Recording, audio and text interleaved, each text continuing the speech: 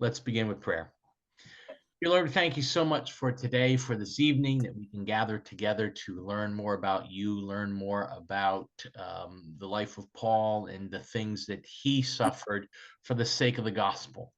And we pray that we will learn from the things that he tells us about, and we also can do the things that are necessary to spread your gospel around the world. Be with us this evening. In your name we pray. Amen.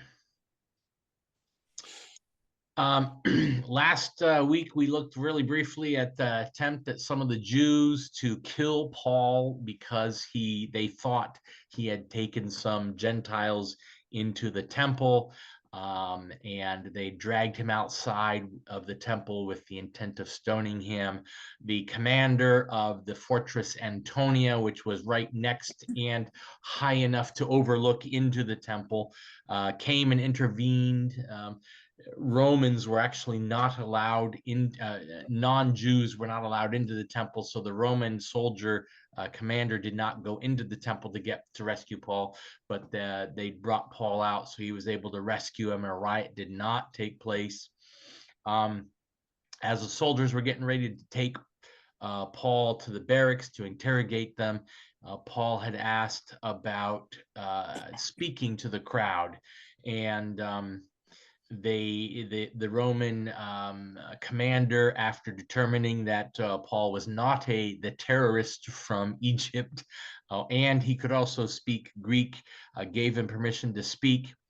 And what happens next in the next number of chapters in the book of Acts is Paul gives basically 6 different defenses for his life and his faith. And what's interesting is that as he gives each of these defenses, they are all different, slightly different, because Paul understood the audiences that he was speaking to. And so there are different facts that he brings out in each of these different defenses.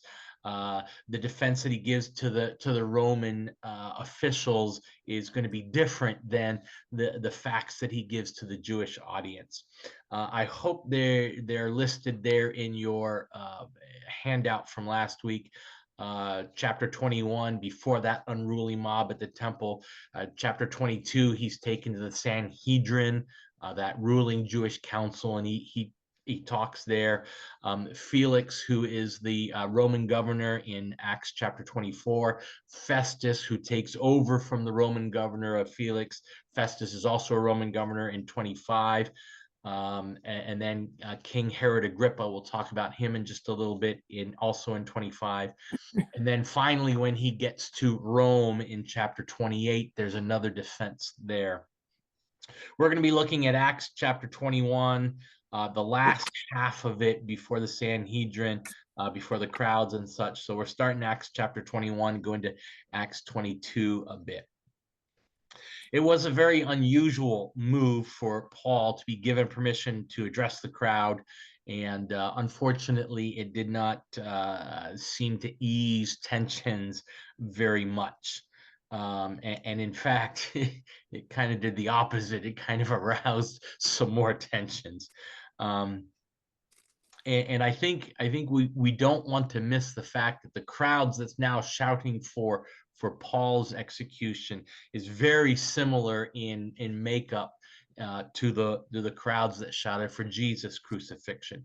The same crowd wanted to have Paul killed, and Paul had asked the Roman the centurion, or whoever it was that was in charge, the commander, please let me speak to the people.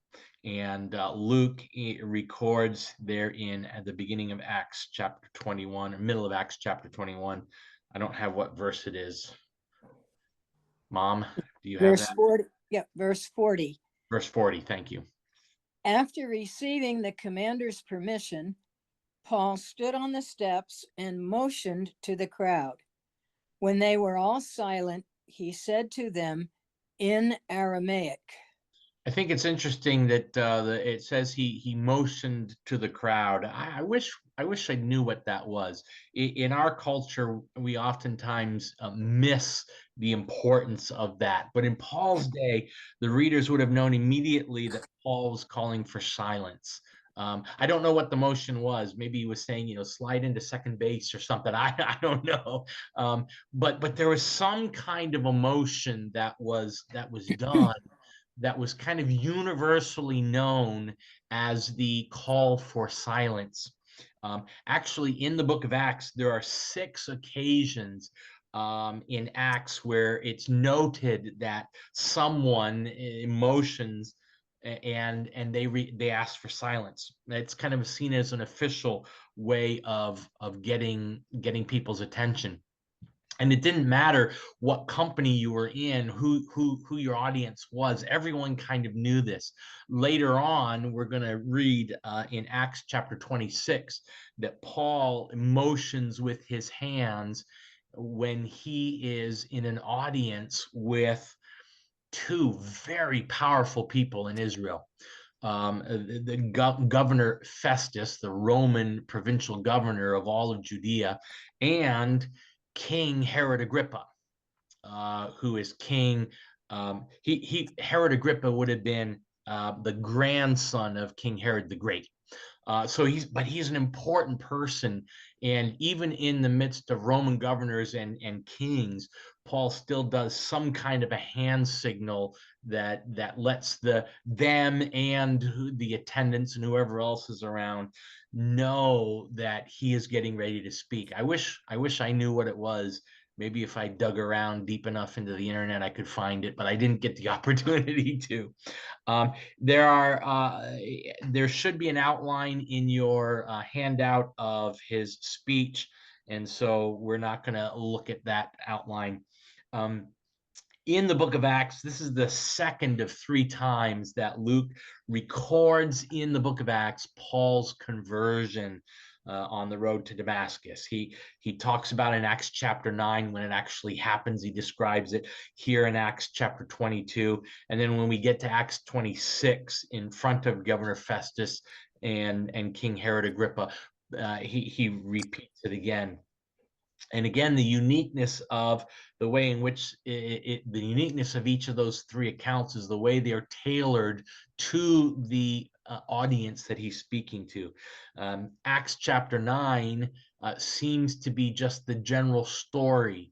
And so Luke would have been writing, according to the book of Acts, to a gentleman or a church or something called Theophilus, and was written in the third person. Luke as described in the event.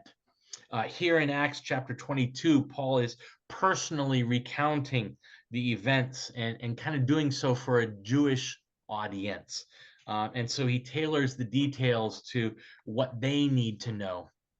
And then Acts chapter 26, as Paul is speaking again, now he's talking to King Agrippa and to Festus, and so he's talking now in terms of almost like a trial, not a religious, not a hey, here's who I am, but he basically needs to show that he's not a troublemaker, merely an individual who has been obedient to the commission of God. And so Paul begins his testimony by kind of reviewing. I got a piece of beard in my mouth, sorry. By reviewing what that had to do with anything, I don't know. By reviewing his commitment to Judaism, which is perhaps best described here, summarized in chapter 22, verse 3, as he says, I am zealous for God as you are today. And he notes in this dialogue, in this discussion, that he was raised in Jerusalem and studied under one of the Gamaliel, one of the great, truly great Jewish teachers of all times, particularly of Paul's time. In Philippians chapter 3, when he writes about it a little bit more, he says he was a Hebrew of Hebrews. Galatians 1:4, he's extremely zealous for the traditions of the fathers. And he says, no one exceeded me in zeal for the law. Paul says, I am still Jewish. Yes, I'm a Christian, but I am still Jewish. Um, Interestingly, it's not mentioned in the other kind of stories or tellings of Paul, his discussions, but here in chapter 20, verse 4, a little bit before this, in 20 verse 4, he says he was responsible for the deaths of both men and women. And we know he was present at the stoning of Stephen. But other than that, we know he was kind of responsible for persecuting the church. But it makes it clear in chapter 20, verse 4, that there were deaths involved in that persecution and that Christians died because of the actions of Paul. We don't know whether he personally killed people or just ordered the soldiers to kill them or ordered their arrest and they died under interrogation. We don't know. Acts chapter 9 records the vision that Ananias had received and how he responded to God. When we get to Acts 22, Paul tells the same story from the perspective of Ananias coming to him.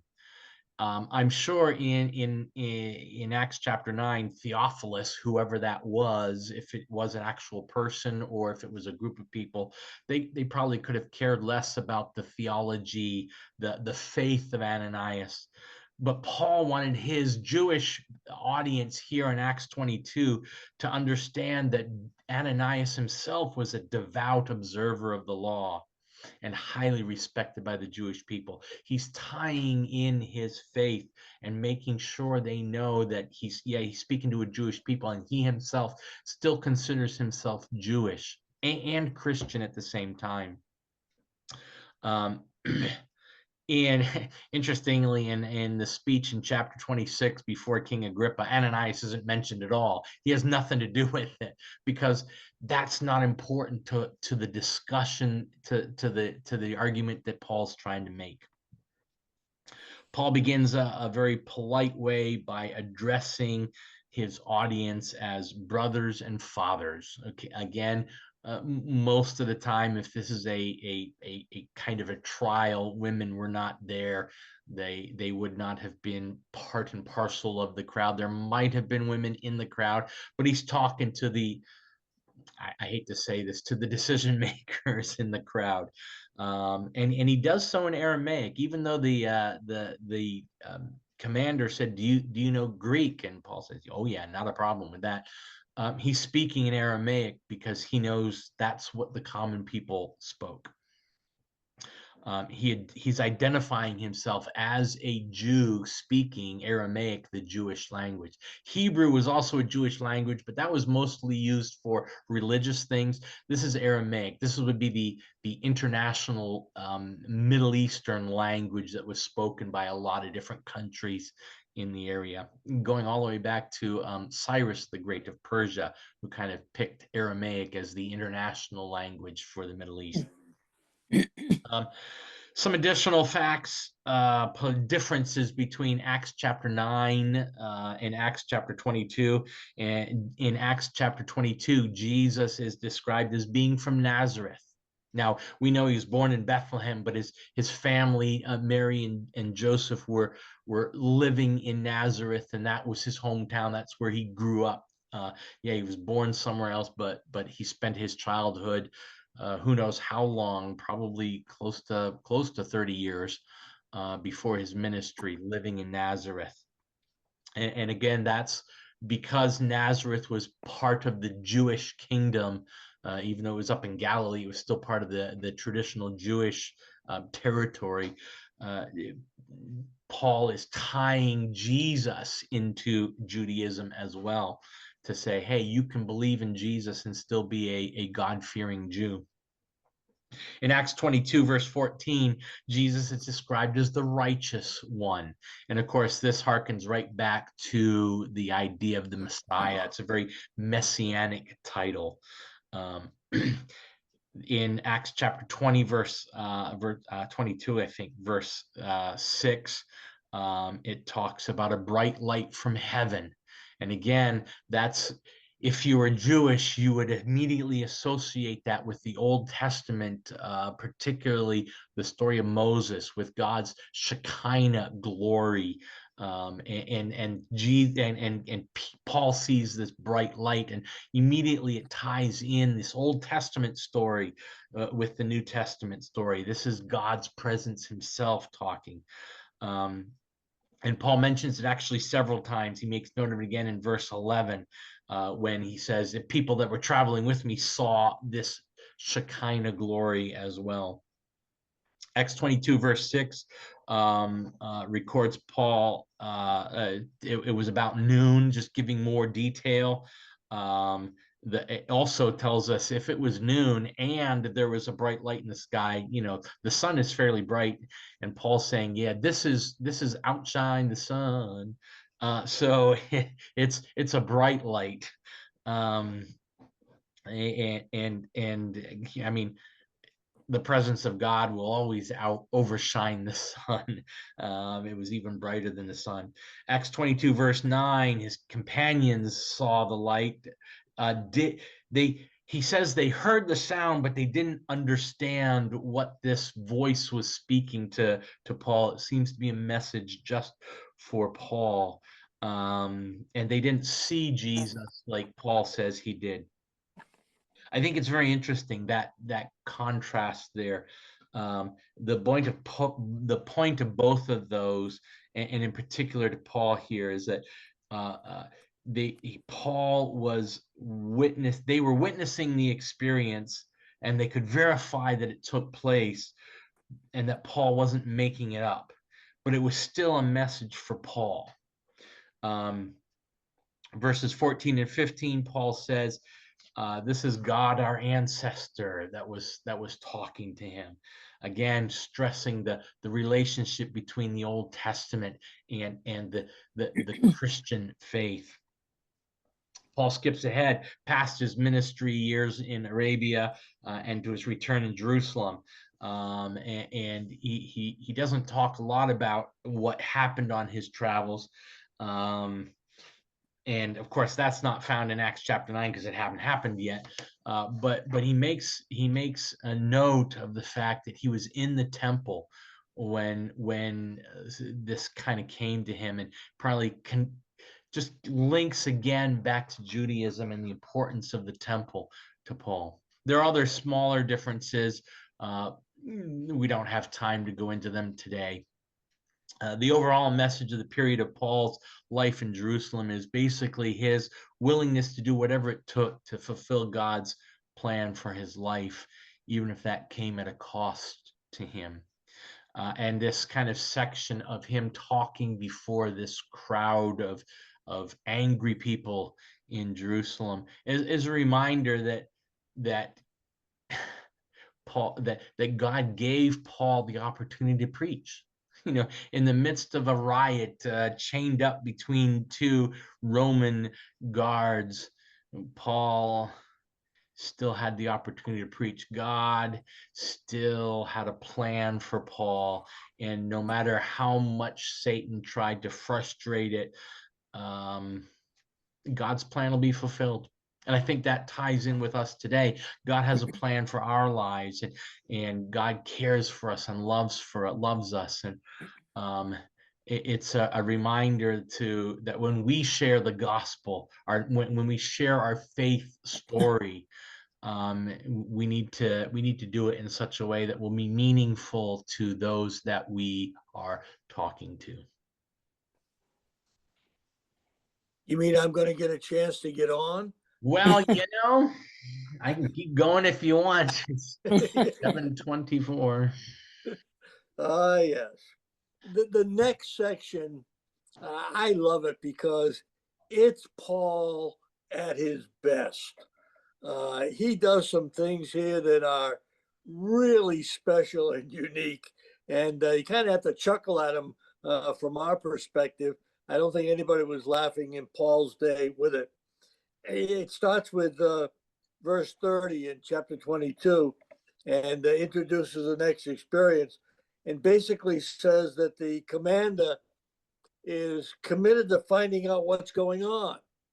It isn't making a lot of sense to him. He's asked the crowd what's going on, and their response was simply killing.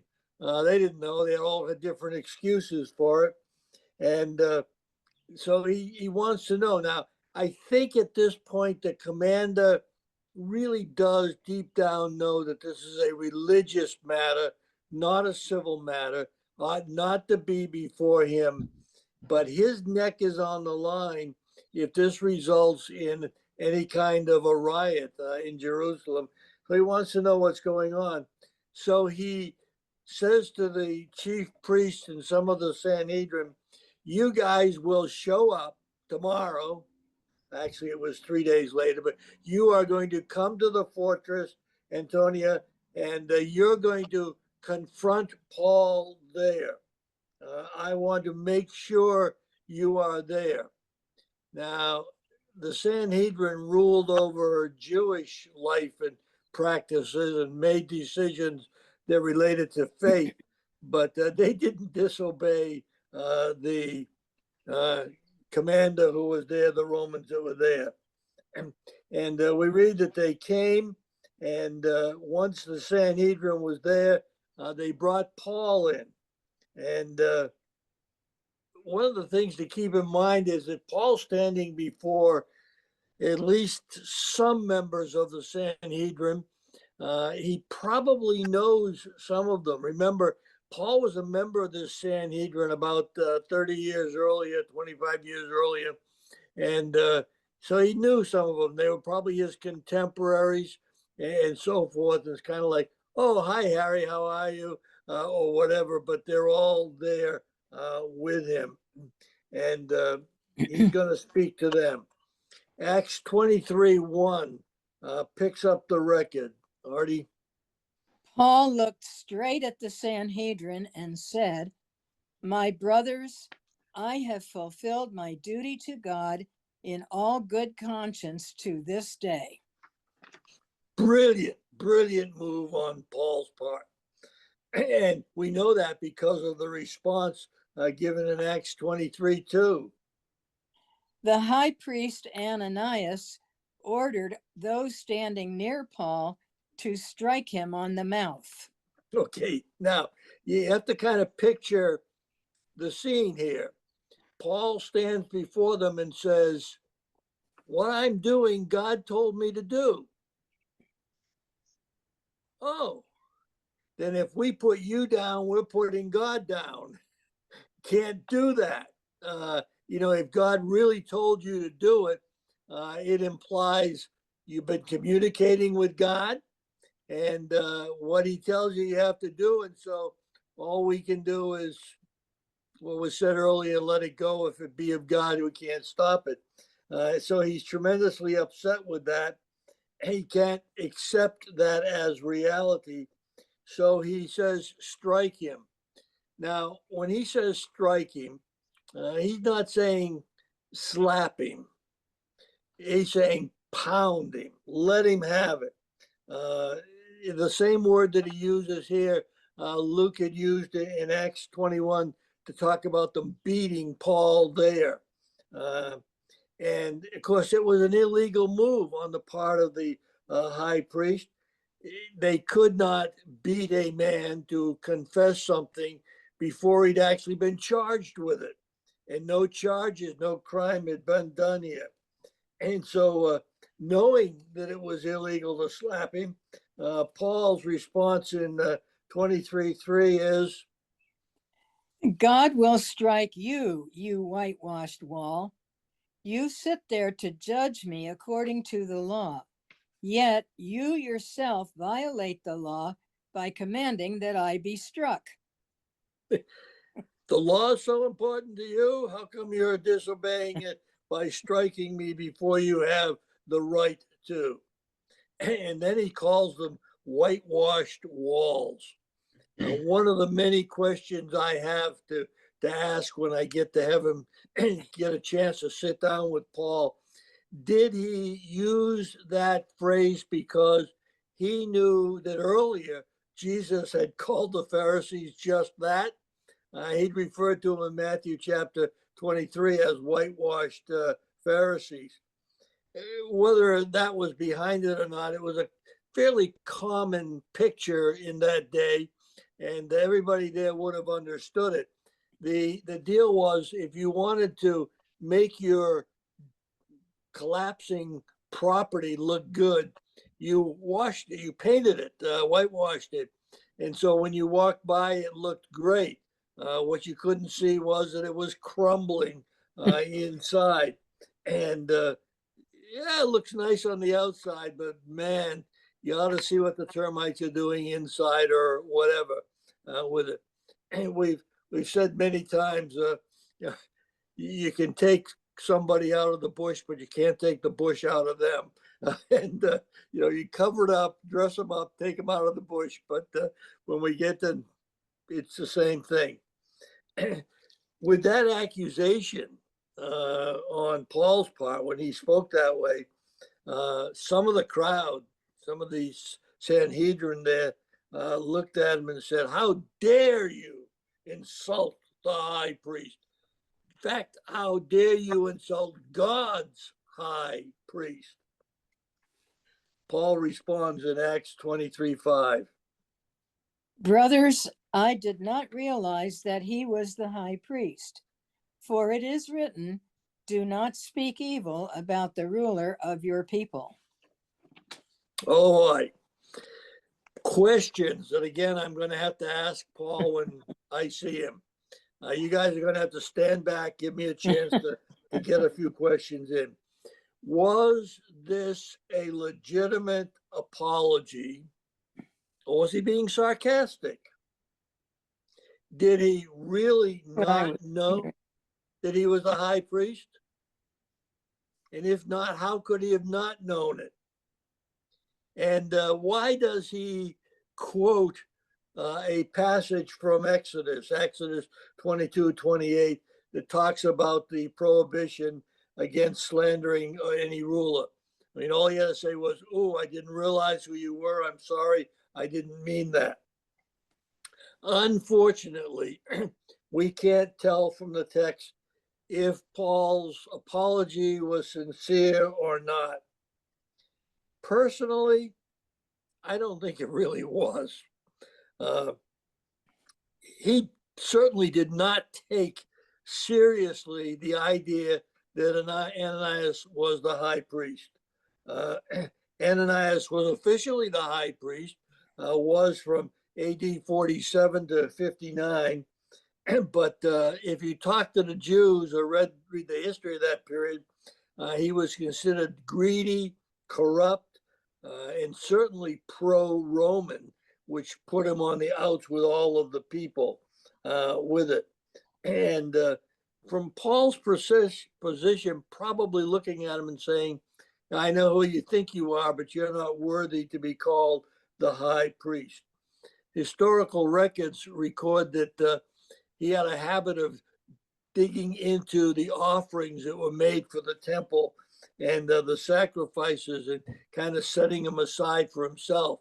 In fact, they tell that he accumulated enough wealth illegally, stealing it, whatever, and so that when he was out of office, he was able to bribe the next high priest to get anything he wanted done. So he was that kind of an individual. He was sufficiently disliked by the Jews that after he left office, some pro-Roman soldiers, patriots, whatever you want to call them, Jewish zealots, or excuse me, anti-Roman Jewish zealots, who disliked his stand on Rome, sought him out, burned his palace down, tracked him down, found him hiding in an aqueduct, and killed him. So, it's quite possible Paul looking at him and saying, "I know what your title is, but I don't believe it." Did he legitimately not recognize him? It's possible that he really did not understand who he was. Paul had not been in Jerusalem very much over the last 20 years. A couple of reports that he made to the church there, but left very quickly, returned to Antioch and so forth. And quite possibly he was no longer on the Sanhedrin, and it's quite possible that he didn't know who he was. He maybe had seen him from a distance. And remember, this was one of those ad hoc committees that met quickly. The commander said, "You guys come on over here now and stand before him." And it's possible that the high priest showed up with his jeans on or shorts or whatever, and he didn't recognize him accordingly. Dress him up, but not there. And it's also possible that, you know, he quoted the Old Testament because he didn't necessarily want to admit he made a mistake. Although Christians need often to say, "I'm sorry, I made a mistake." I think in this case, what he was doing was saying, well, let me interrupt this. How many of you know what that passage is in Exodus? I wouldn't have known it if I hadn't looked it up. Paul saying, I know it. He didn't have an iPad there where he could tap it in and, you know, find it for his concordance. He was demonstrating that he knew details of the Old Testament, and he was being accused of violating them.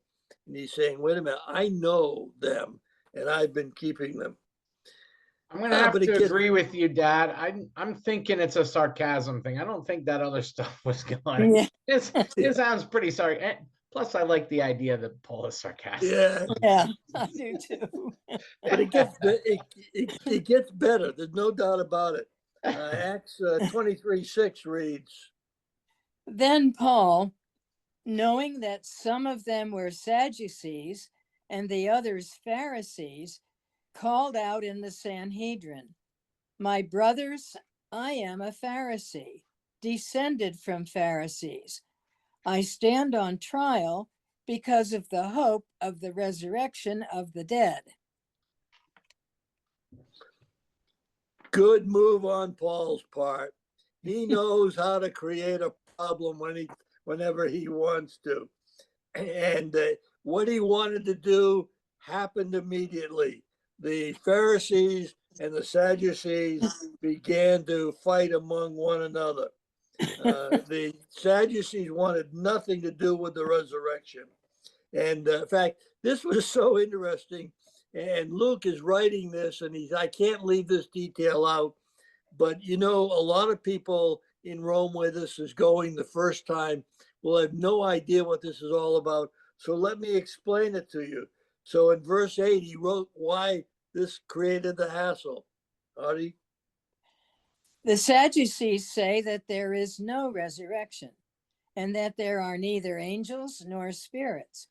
But the Pharisees believe all these things.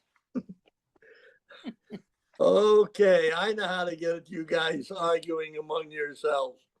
When I was in Bible school several years ago, we learned the way to tell the difference between what the Pharisees believed and the Sadducees believed, because the Sadducees not believing in the resurrection had to be sad. There was no resurrection. So the Sadducees didn't hold that. Now, there are a number of different things they didn't hold to in addition to that. In fact, the Sadducees largely taught that the only inspired scripture was the Pentateuch, the first 5 verses of books of the Bible. They were authoritative, so they took everything from that. Well, good move, Paul. You accomplished everything you wanted to accomplish. Luke 8:23, Acts 23:10 reads. The dispute became so violent that the commander was afraid Paul would be torn to pieces by them. He ordered the troops to go down and take him away from them by force and bring him back into the barracks. Yeah, it worked. It not only got him out of the trial, which wouldn't have gone his way because of who they were, but it also meant that, it was showing that they were not being fair, legitimate in any way. And by the way, in terms of his reference to the resurrection there, Acts has it in the plural, which probably means that he was referring to the resurrection at the end times, which the Sadducees did not believe in, and not specifically to the resurrection of Jesus. But of course, we know from what Paul wrote in 1 Corinthians 15, if you don't have a resurrection of Jesus, you don't have a resurrection. He is the first resurrected, the proof of the resurrection, and so forth with it. One of the interesting little side notes on this, one of the great biblical scholars of a generation ago now, F.F. Bruce, made the note. He said, Sadducees can't become Christians without giving up their Sadducee view, because they don't believe in the resurrection. And the resurrection of Christ is at the heart of our faith. The Pharisees, on the other hand, like Nicodemus, could become Christians and still hold to the basic teachings of the Pharisees, which is what Paul did here. Dan, I left you with plenty of time. Yeah, no problem. 8 pages. Yeah, something like that. So the Roman guard went down and grabbed Paul and put him in safety for a while. And at this point, Paul had probably was not feeling good. He'd been arrested. He'd been beaten. It doesn't say the high priest when he says go ahead and slap him, whether they actually slapped him or whether Paul jumped in and said, whoa, wait a minute. But either way, it was very emotionally draining. And Paul was tired. And what I love about that is that God always knows when we've had enough, when we've had all we can take, and he always finds a way to encourage us. And so Paul is taken and put into a safe place, whether it was a prison or a jail cell or the commander's house, because he was a Roman citizen. So it was probably somewhere a little nicer than a dank a windowless jail cell, but still, Paul is taken away for his safety. In this case, according to Acts chapter 23, verse 11. The following night, the Lord stood near Paul and said, "Take courage. As you have testified about me in Jerusalem, so you must also testify in Rome." Which I think is pretty cool, for God to show up, for Jesus to show up and say, hey, Paul, you're still doing what I've asked you to do. This is actually the 4th appearance of Jesus to Paul in the book of Acts. Acts chapter 9, when he, the bright light, Acts chapter 18, Acts chapter 22, and then here in Acts chapter 23. From an earthly perspective, it looked like this was it. That Paul was going to be done. It didn't look like Paul was going to get to Rome that he wanted to, or Spain or any of these other places. It kind of looked like this was going to be the end. And then God steps in and Jesus steps in and says, nah, it's not the end yet. It's not the end.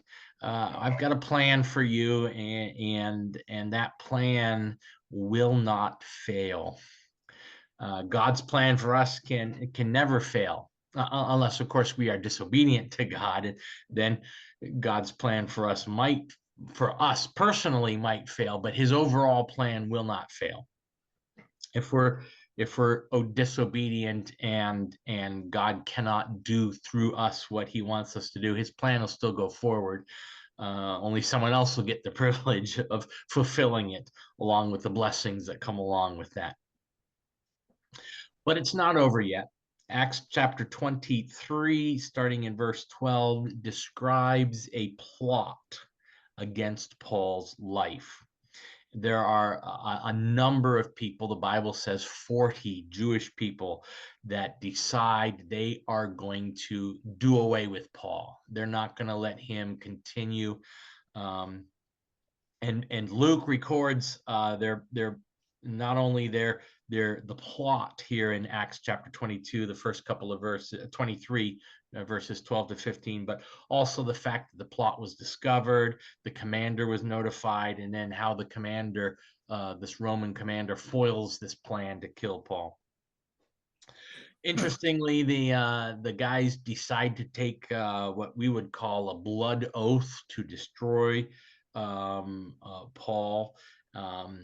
Acts 20 verses 12 and I think 13. 23, 12, and 13. Yeah. The next morning, some Jews formed a conspiracy and bound themselves with an oath not to eat or drink until they had killed Paul. So this More is, than oh, sorry. more than 40 men were involved in this plot. Yeah, more than 40 men, and they took this oath, a blood oath, that they would not rest, they would not eat or drink.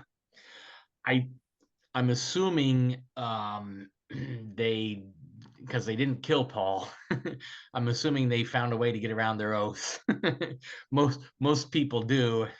Just listen to any politician give election promises, and then after the election promises, oops, I found a way to get around it. So, but they were serious. They wanted Paul dead, and their plan was daring and dangerous.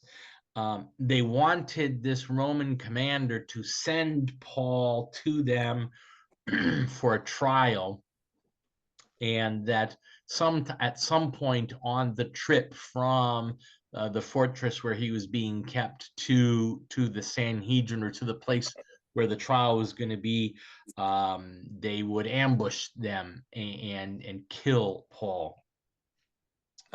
He would have been taken to this trial by guards, most probably Roman guards.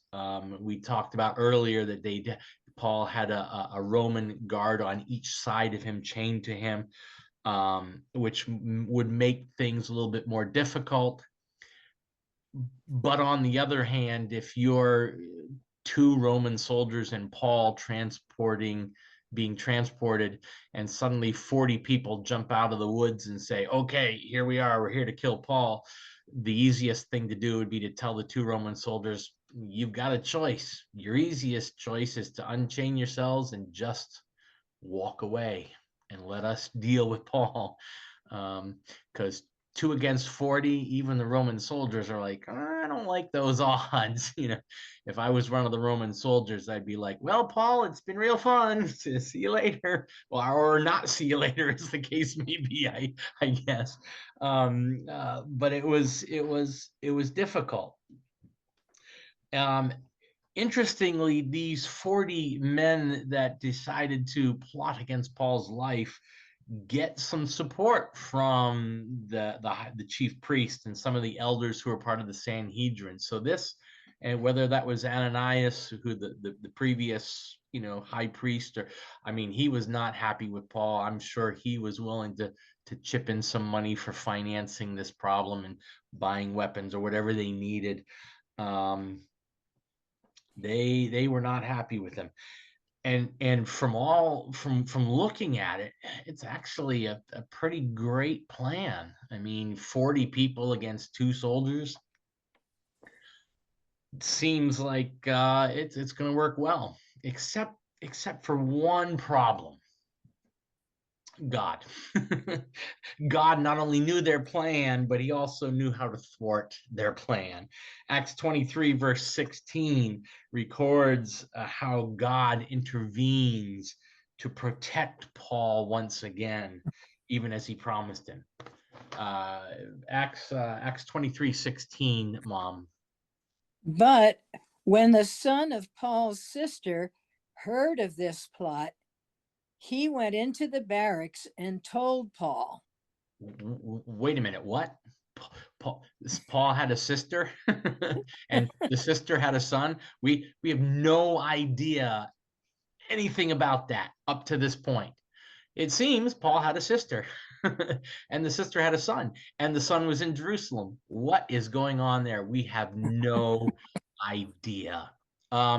It's quite possible. We do know that Paul's family was fairly wealthy from Tarsus. Um, Paul had been sent to Jerusalem for training. It's quite possible that Paul's sister had brought her family to Jerusalem so that her son could get the same kind of training. It's quite possible that Paul's family had a nice house in Tarsus and another house in Jerusalem, and Paul's sister was living there. We do know we do know Paul was kind of the black sheep of the family by becoming Christians, and so maybe Paul's sister hoped that, Paul left the Sanhedrin. Maybe Paul's sister's son could join the Sanhedrin. Maybe he was in the Sanhedrin, heard the plot that was going on.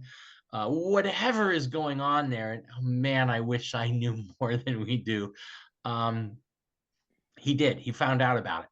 And this is the only reference we have in scripture to Paul's relatives in the New Testament. Indirectly, we know his father was a Roman citizen and things like that, and possibly his grandfather, but nothing specific about them except for this passage in scripture. Once Paul learns about it, Paul, the nephew goes to Paul and talks to him, and once Paul learns of it, he sends his nephew to this Roman soldiers to tell them, the commander. And of course, the commander doesn't want anything to do with this. He knows Paul is a Roman citizen, and as a Roman commander, his job is to particularly protect the Roman citizens, not so much non-Romans, although he did try and do that as well, but really to protect Roman citizens. And Paul is a Roman citizen, born Roman citizen. And so the commander jumps on the problem right away. Acts chapter 23, verses 23 and 24. Then he called 2 of his centurions and ordered them, "Get ready a detachment of 200 soldiers, 70 horsemen, and 200 spearmen to go to Caesarea at 9 tonight. Provide horses for Paul so that he may be taken safely to Governor Felix."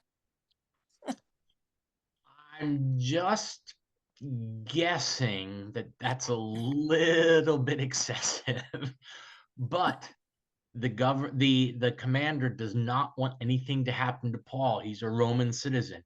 And the best place for Paul to be is not in Jerusalem, but about quite a way, about 35 miles from Jerusalem, in a town, a city called Caesarea Maritima. And we will talk more about Caesarea Maritima, and I'll have some pictures next week about Caesarea Maritima. But Caesarea Maritima was the 2 weeks from now. 2 weeks from now. Sorry, yes, not next week. The next time we meet. Caesarea Maritima was the Roman government, seat of government in Judea. And this Roman commander, he calls not one centurion, but 2 centurions, and they gather close to 500 people to transport Paul, and they give him a horse and everything, so he doesn't have to walk and everything. 40 people against 2 soldiers. Those are pretty good odds. 40 people against 500 trained soldiers. Yeah, that's fairly good protection.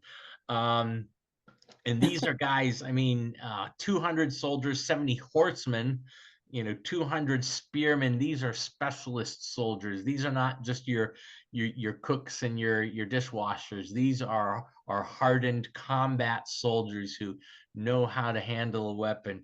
Paul is he is, yes, he is safe in God's hands, but he is really safe in these Roman hands too. Okay, they work together, God's hands and Romans' hands here. And the commander wants to make sure that Governor Felix in Caesarea knows what's going on, and so he writes a letter to the commander.